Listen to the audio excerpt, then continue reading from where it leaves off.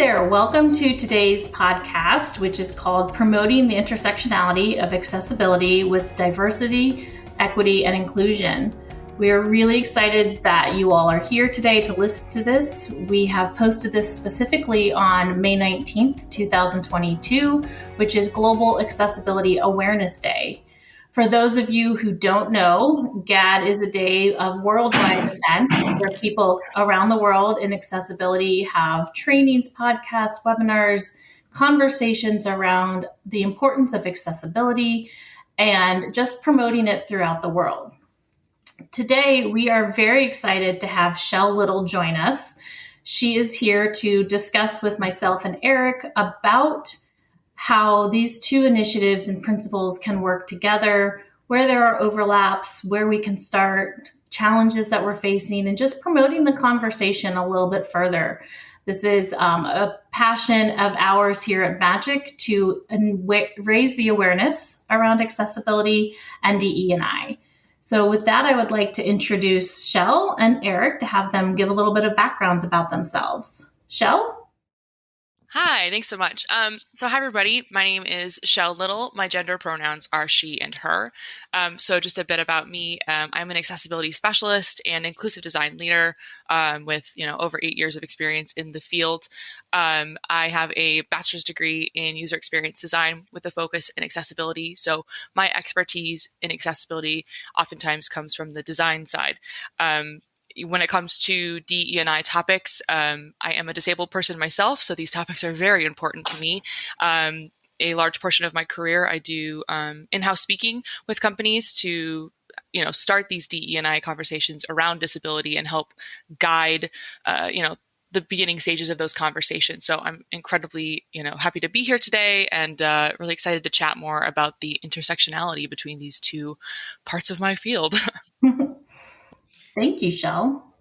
And hi, I'm Eric Sano. I'm a vice president here at Magic Ed Tech. I have been in educational publishing, educational technology for the better part of 30 years. And around 2010, I really began to cut my teeth on the notion that there are a lot of students in K through 12 and higher ed who are really at various times at risk.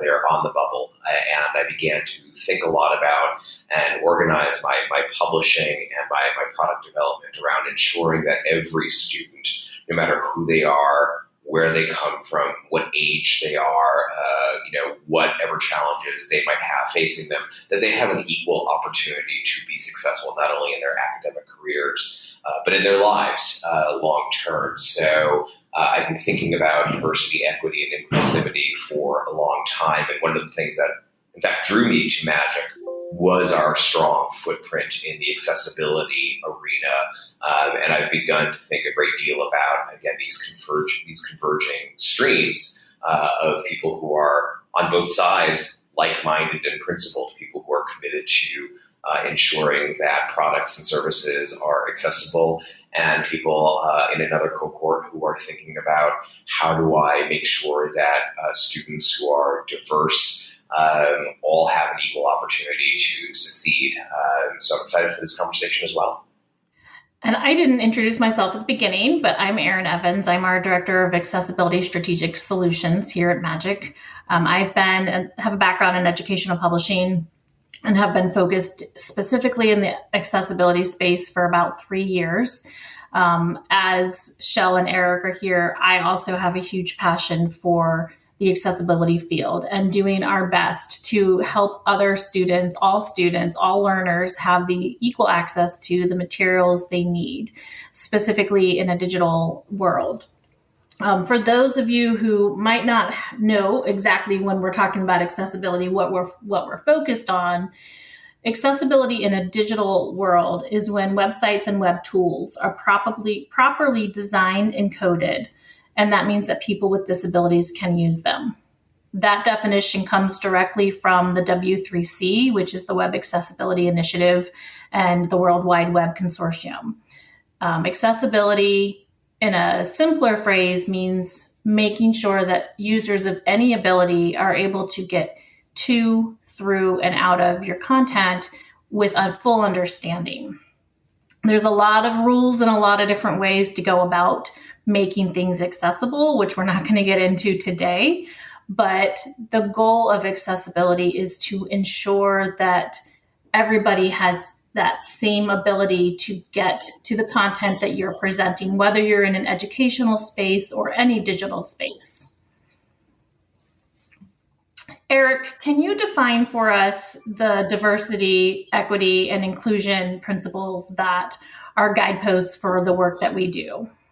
Yeah, so when we're talking about diversity, equity, and inclusivity, again, this is sort of a new arena that's always been sort of traveling under the radar a bit, but it's really broken through in education and in industry, broadly speaking. And when we're talking about making sure that DE&I is present, what we're trying to do is a few things. Relative to diversity, we're trying to ensure that organizations or content or the products that are being put out there are allowing and embracing different demographic groups, whether that be age, race, socioeconomic background, identity, whether there's physical or cognitive challenges that a person may have. And diversity is making sure that the numbers are there. There are diverse people represented in what an organization is doing, what an organization is, what an organization is putting out there. The inclusion piece of that is making sure that not simply the numbers are there, that there's a different range of demographics represented, but they feel included, they feel welcome, they feel like they are able to have the opportunity to succeed in an organization with content, in whatever context that might be. And equity is making sure that everybody has an equal opportunity to succeed. So when we talk about DE&I, what we're talking about is really opening up any institution, any organization, any product, or any content that we put out there, and making sure that all people are able to feel welcomed, are able to feel like they're going to have the opportunity for success within that context. Great. Thank you, Eric. So let's start with a question for all of us. And Shell, I'd like you to go first on this one. How do you support both accessibility and DEI in your current or past work? Yeah, I think that's a great question, especially when it comes to asking both. Like, I know some people are comfortable with how you just support accessibility, and some people are comfortable with just how you support more of the, equity inclusion paths. But for me, I don't think you can do accessibility work without understanding disability, without understanding the people you are serving. I think if accessibility as a field without disabled voices shouldn't exist, and that's something I'm very passionate about. Why do we do what we do in accessibility? Because disability rights are human rights. So when it comes to, supporting both of these, I think that's what everybody should be doing when it comes to accessibility. When we are, in the field, be it working in, higher education, government, or in industry, when we're doing accessibility work, we should always be doing advocacy work as well. And I think, when we think of the baseline, how do we start having DE&I conversations specific to accessibility? A lot of times we're talking about like champion groups. We're talking about,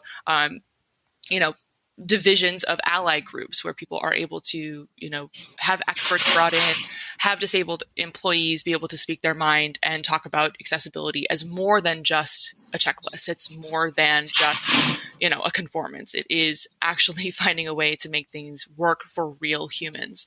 And I think we see plenty of examples of what accessibility looks like without disabled voices.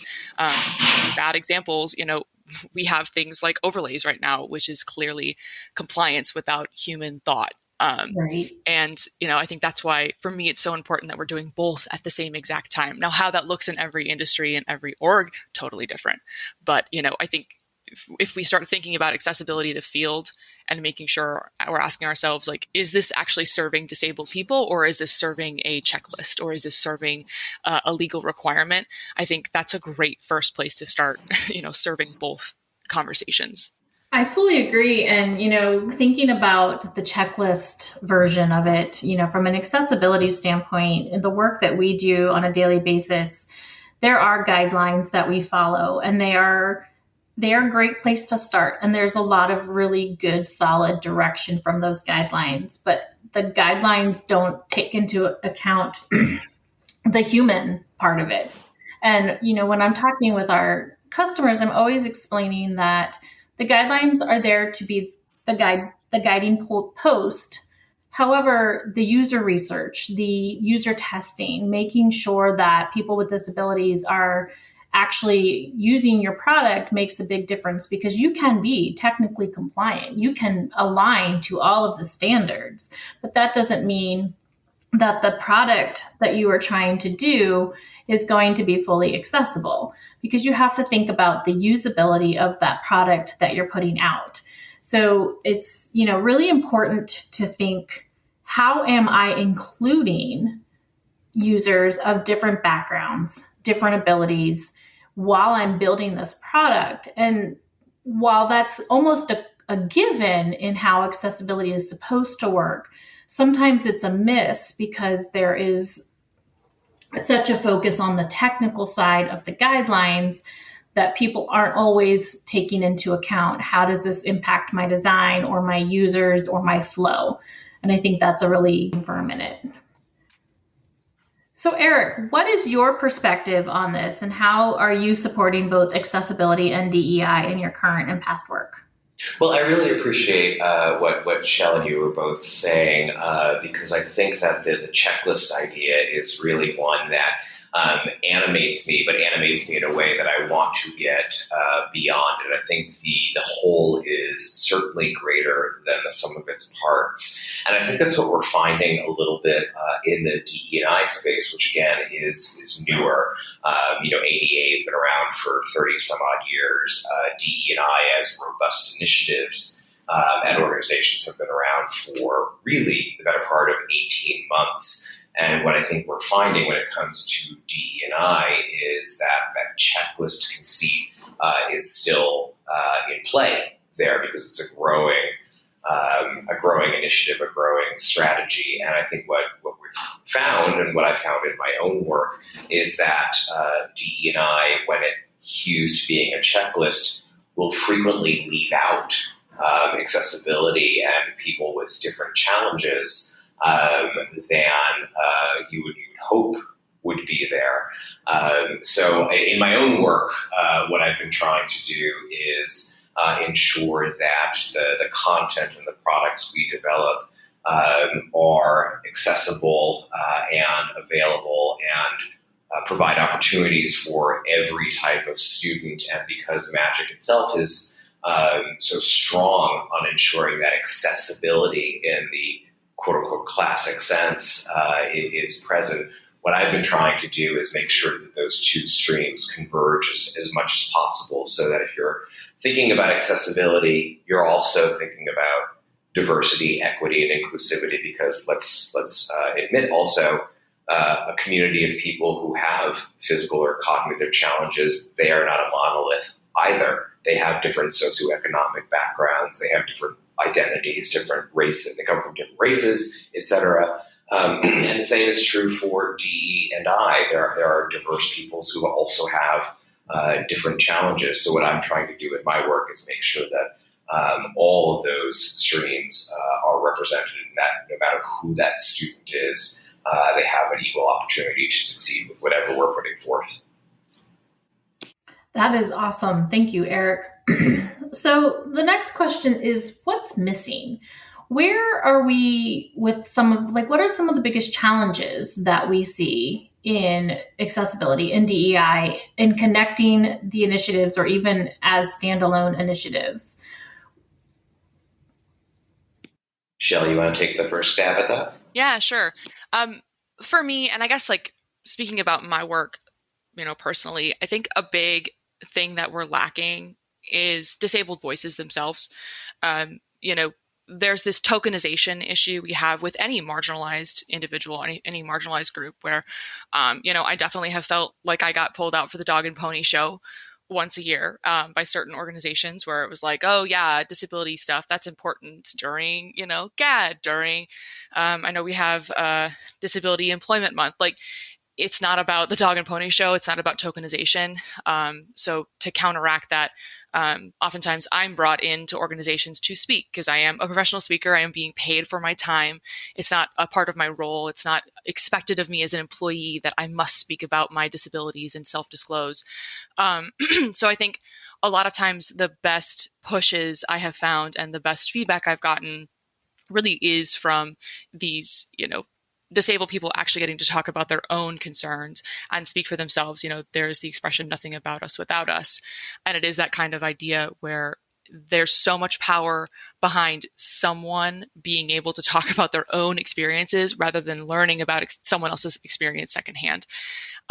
So for me, I see that challenge where a lot of people don't have those voices. They don't know where to find those voices, be it in an educational sense, like for a DE&I, or even for like user studies, which is great why we have organizations that are popping up more and more that help for recruitment for these organizations. But for me, I think that's the big thing. It's that empathy piece that's missing, which is actually getting real people with real voices in to talk about their experiences. But I think that gap has slowly been closing as we realize the importance. And that's true, like for a lot of different marginalized groups, that we're starting to actually seek out people with real lived experiences over those, who don't. And I think what Shel just said is really important. And that notion of sort of tokenism being in the mix, you trot somebody out every time that there's an event around everybody acknowledging that, yes, we as an organization do this. The same pitfall I am seeing is there in DE&I initiatives where institutions are hiring chief diversity officers. And that's not really a bit of tokenism, but they're assigning somebody to do the thing, and then the rest of the organization therefore then believes that, okay, well, diversity is that person's job. I don't need to worry about that. And I think with both of these threads, it needs to become much more a part of the DNA of an organization. So I see DE&I sort of falling into the same traps that some accessibility initiatives have over time.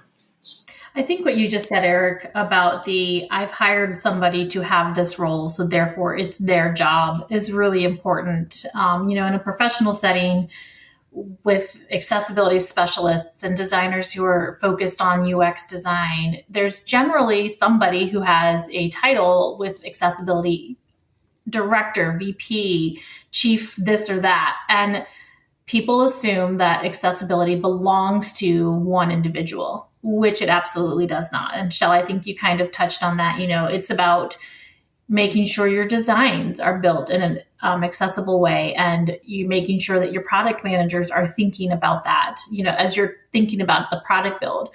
Your engineers making sure they understand how to code the things to be accessible. And it's not just one person's job. And by the same conversation, it's also shouldn't be looked at as one more thing that I have to do in my job, so much as how can I improve my ways of working to be more inclusive and thoughtful to include everyone.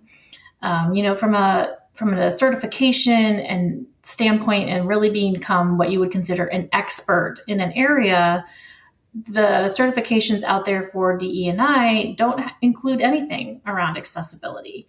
And that's kind of a miss because, there is that no inclusion without accessibility, because if you're talking about being inclusive of all people, that includes those with disabilities, whether those are physical, cognitive, or whatever, And I think that conversation and mindset of people thinking that's not my job is a tough challenge to overcome. Yeah, and I think of this, to me at least, meaningful quote that I strayed across not long ago from a hearing advocate, writer, etc. And she was participating in a DE&I meeting with a particular organization, and she had to ask the question, would you please turn on the captions? And it was, to me, really reflective of Again, one where that mindset is just not present, even if you are engaging with a like-minded set of principled people. The DE&I organizers in this particular meeting had, the accessibility challenges. It was an afterthought, and they had to labor to get the captions up and running. So to me, it's reflective of what you're saying. It's also, again, reflective of where I think a convergence of these two cohorts would really be productive. Yeah, and I think to Erin's point as well, where I find it true where out of all of the marginalized groups, a lot of people are most uncomfortable with disability. The way that disability has been portrayed throughout history, the way it has been portrayed through media. I think a lot of people are really, really uncomfortable with disability still.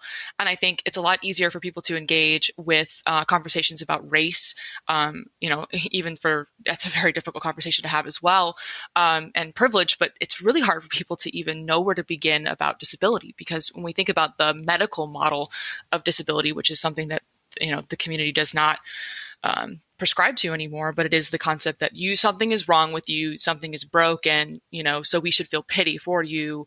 It's not disabled or like handicapped, it's handicapable. It's that idea that there's nothing worse than the shame of being disabled, which isn't true.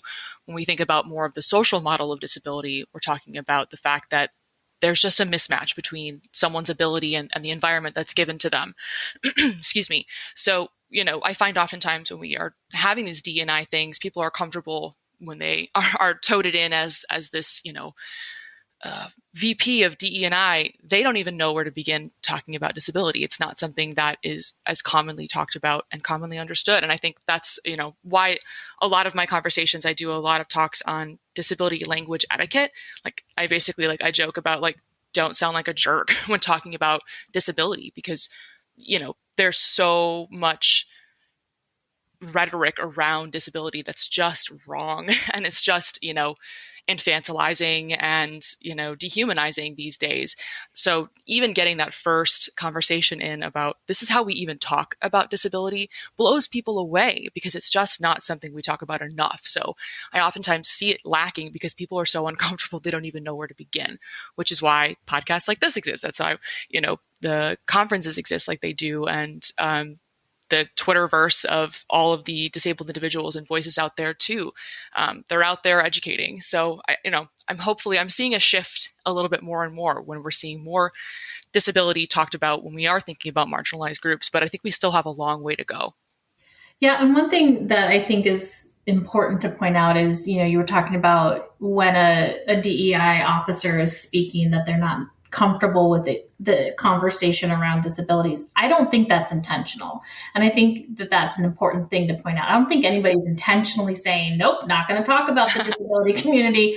Agreed. It's a lack of awareness. I think it kind of points back to where that's not my job. Somebody else has that title, where in fact, it's a combination, right? It's this kind of leads into a really great part of our next conversation, which is, what can we do better? What ideas are out there for bringing these two groups together? And I think one way is just having these conversations.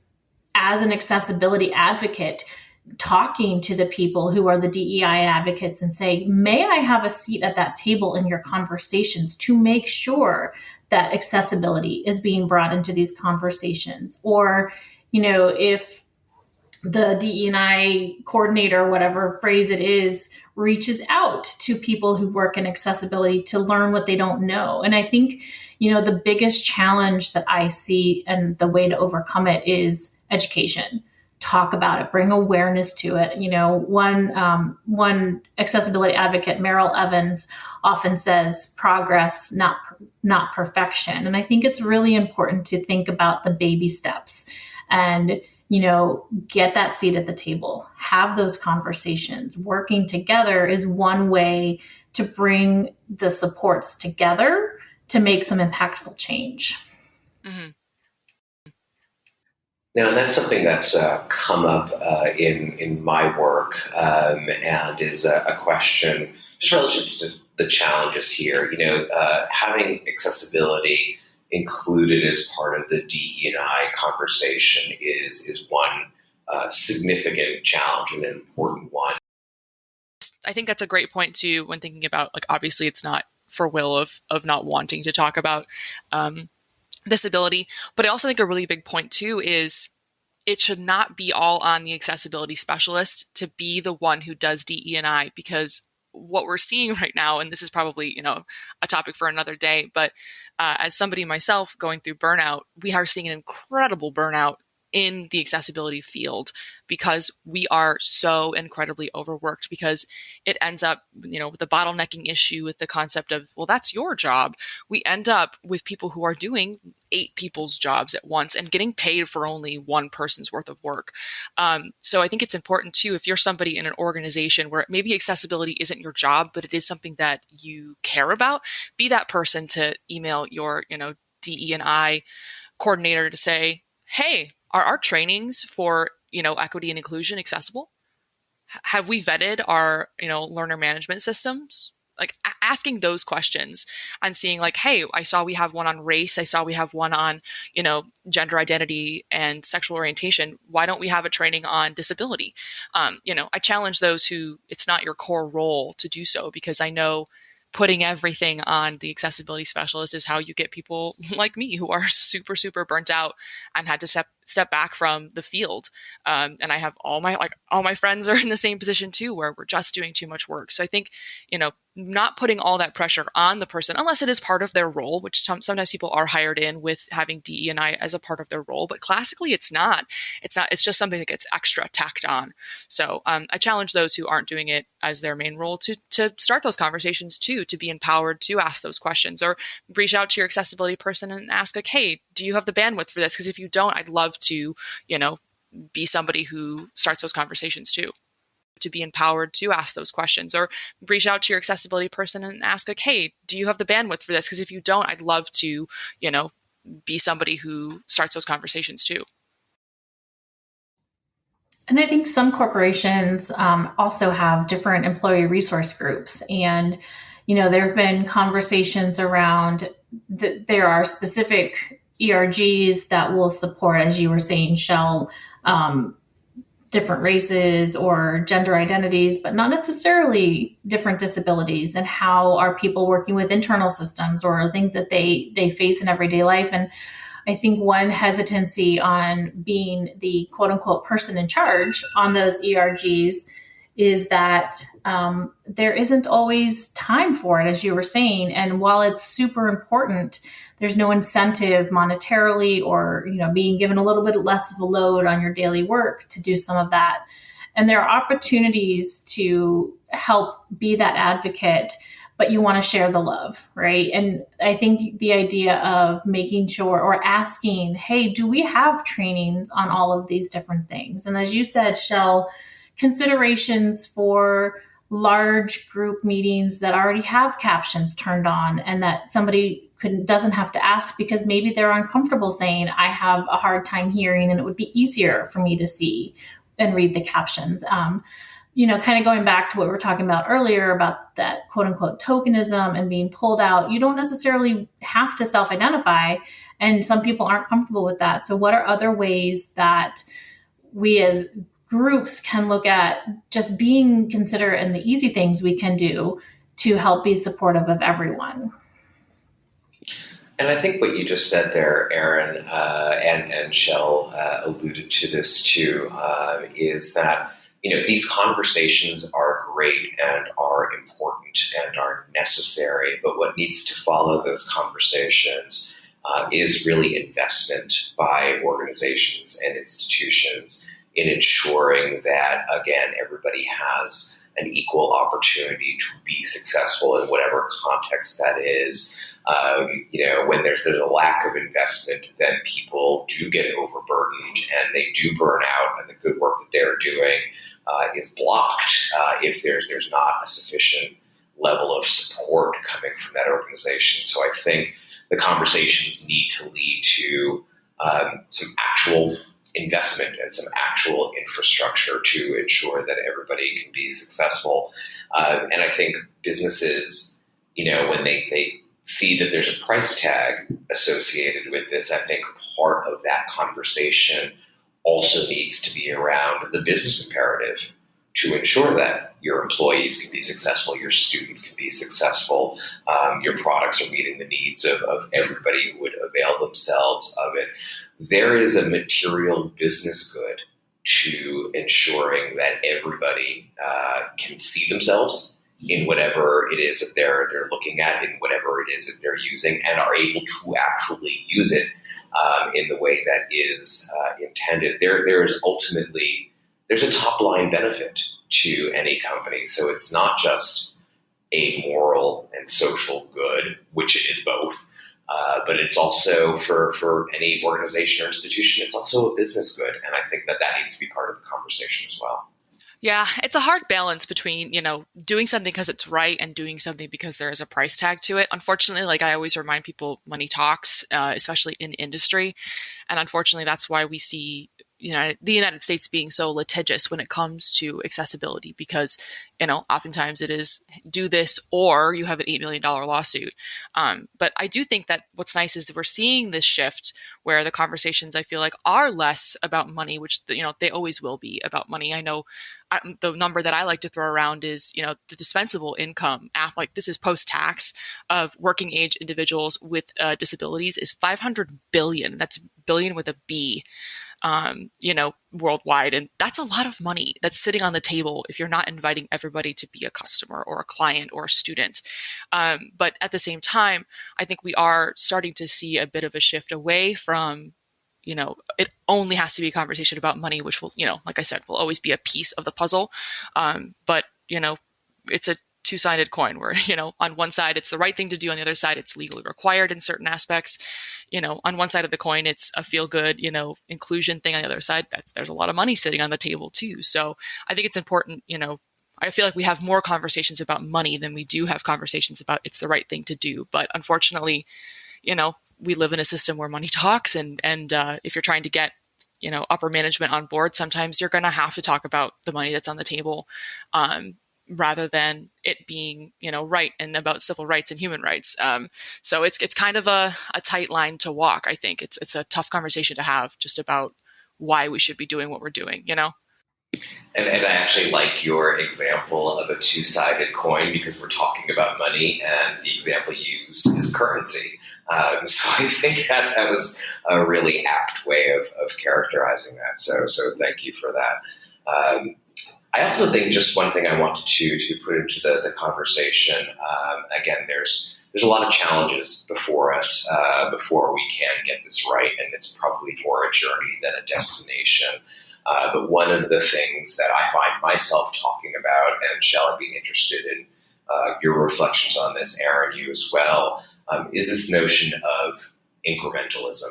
How do we move fast? How do we move efficiently to make sure that we're including everybody as quickly as we can and as appropriately as we can? Because those who are animated by this conversation, both in a DE&I and an accessibility context, yesterday is too late because opportunities are being lost every day if somebody is not able to be successful within an organization or with a product or what have you. And what I found people struggling with is this notion of incrementalism.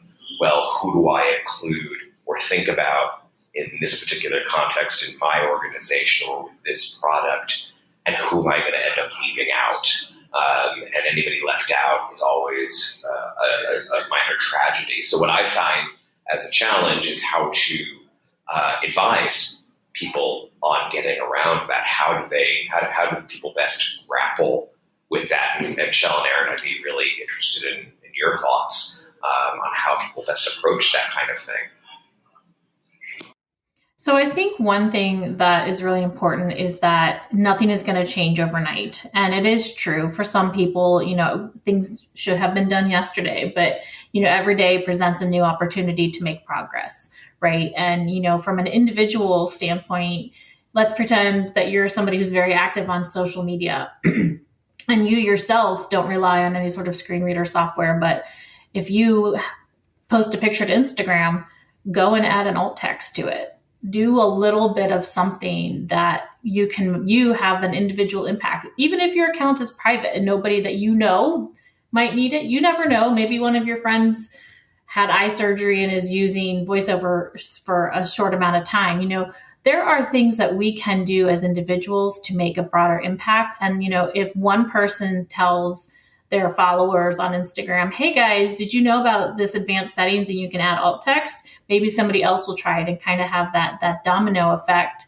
I also think that it's really important to celebrate those small wins. The accessibility community has been fighting for a really long time to make some inroads, and the pandemic in some ways had some good outcomes in that it has increased the awareness around inaccessible digital means, right? Inaccessible apps, kiosks at airports or different places that users with disabilities can't always get to. So it has broadened the conversation in a good way, but there's still a lot of work to be done. And sometimes, it's not about being the first. It's about doing it in a way that makes the most sense, recognizing that you can't do everything for everybody all the time yesterday, but what can you do to have some broad impact and just keep chipping away, and, you move the mountain one stone at a time. Yeah, I think that's a great point where it's about bite-sized chunks. And I think I am somebody who really, really struggles with the lack of movement. I want change yesterday. And I think that's something over the past, however many years of my career that I've had to learn slowly, is that, like you said, things don't change overnight, and it's slow and steady. It's the slow changes, it's the small changes. And like I say, change hearts, change minds. And I think when we're talking about just accessibility as a field in general, I think it does apply to the DE&I stuff too, where it is about slow, consistent advocacy. I don't tell anybody why they shouldn't be designing something that way without mentioning the human element behind it. Well, hey, somebody who has pain in their hands, keep in mind, every time they use the keyboard, that's one more jolt of pain. So how can we minimize that? Let's not do it this way. Let's do it that way. Because there's a human behind the decisions that you're making. These affect real people. And I think, I've seen it over the course, at my previous role, was the first hire of the accessibility group, and then left 13 strong, like however many we have now. And saw the changes. I went from starting the mobile department where no one wanted me to be in the meetings and I was yelled at, in these meetings, to now, like before I left, it was, hey, we have a project coming up in 4 months. We'd love to know if there's any red flags for accessibility. It is that slow and steady change. And I've seen it over time, but, being in it, it never feels like enough, but it's easy to look back and see how far we've come. So I think for people who are feeling that crunch, it takes patience, it takes time. But at the same time, I never want to tell people that you should be happy with scraps. That's another hard thing where it's like, it should already be there, but it is tough because I oftentimes, for example, if training is not accessible, that's a huge pet peeve of mine. If something like training is not accessible, you should never have to, be, at least it has captions. Because, if your rights aren't being met, you know what I mean? If your needs aren't being met, it's okay to feel left out. I feel like sometimes I have conversations with people who have been, working and disabled longer than I have, who are happy with scraps because they're used to getting nothing. So even just a little bit, a crumb at the table is better than nothing. And I think we need to set our sights higher than crumbs. But at the same time, a cake is, a lot of little crumbs. So together, eventually, I feel like if we're all pushing harder and pushing further, we can get somewhere. But it is tough to balance that. Not enough, too much. I want it now. I don't want to wait kind of mentality. And that's something I've struggled with too a lot. I'm still working on, being okay with small movement forward. It's tough. And it can be exhausting. And it is, if you look at it from inside, it's a huge mountain to climb. And it is hard to sometimes, take a step back and see how far you've come. I can say in the work that I've done specifically in accessibility, I've seen huge strides, but it's taken a long time and there's so much farther to go. But then I take solace in the fact that that progress is tangible and visible. And, I feel rewarded when we can continue those conversations and say, look, guys, this was something we didn't do, and now we're doing it. And it's part of our everyday common practice. Let's add on to that, because that's how we're building that empathy. We're building the understanding and the training. And, when one person understands it, they then share it with somebody else. And I think that empathy, the training, the conversations are all really important to move forward in this conversation. Yeah, and it's almost a perverse thing to say because it's such a Pyrrhic victory. But there's a small element of me that is at least grateful for what the pandemic threw into sharp relief relative to some of these issues. When every student had to go home and learn from home, the fact that it was impacting children and adult learners, it became very clear where some of these gaps are and exactly how much risk we put into the system by leaving out different types of people.